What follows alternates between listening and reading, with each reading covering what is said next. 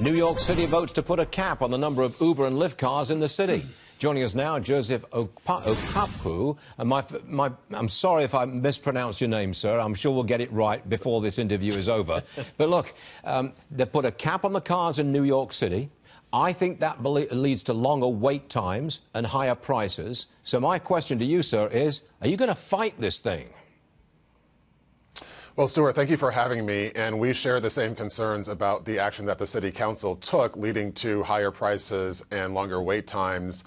Our main concern right now is focusing on both our driver community and our passenger community, in particular the passengers who live in the outer boroughs and communities of color, where we've only recently begun to see gains in transportation access, and we're concerned about the action that the council took, reducing and reversing those gains. I've got to tell you that when this news was released, a lot of people in the minority community were coming to me, working at Fox, coming to me saying, wait a minute, lots of times I couldn't get a ride in a yellow cab, but it was always Lyft and Uber that had no problem whatsoever. They picked me up. Maybe that's your line of attack. Well, that's exactly right, Stuart. And I can say this as someone who was born in New York and lived the majority of my adult life in New York in places like Flatbush and Bed-Stuy and Harlem.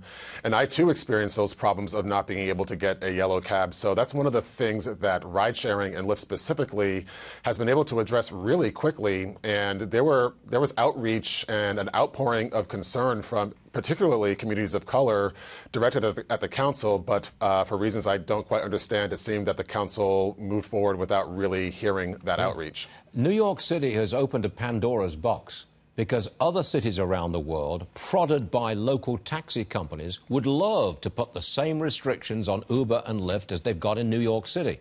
That's got to be a big concern to you guys.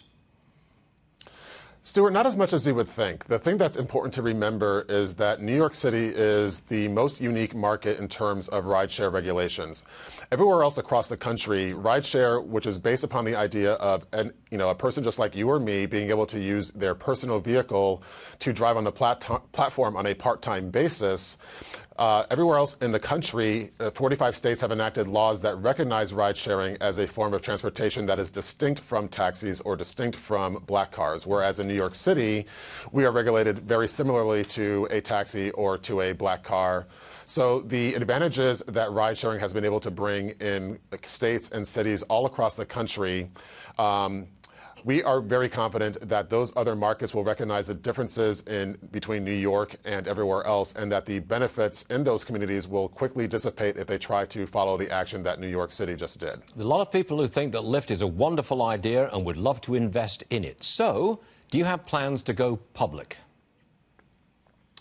No. We're always looking, we're definitely thinking about going public, but there's no timeline and nothing I can announce on this particular moment, Stuart. I know. I knew you couldn't answer the question, but I have to ask it. You know what I mean? I'm a New Yorker, just like you. Joseph, I get it. Thank you so much for being with us. You come again, okay? I'd love to see you again. Thank you, sir. Thanks for having me, Stuart.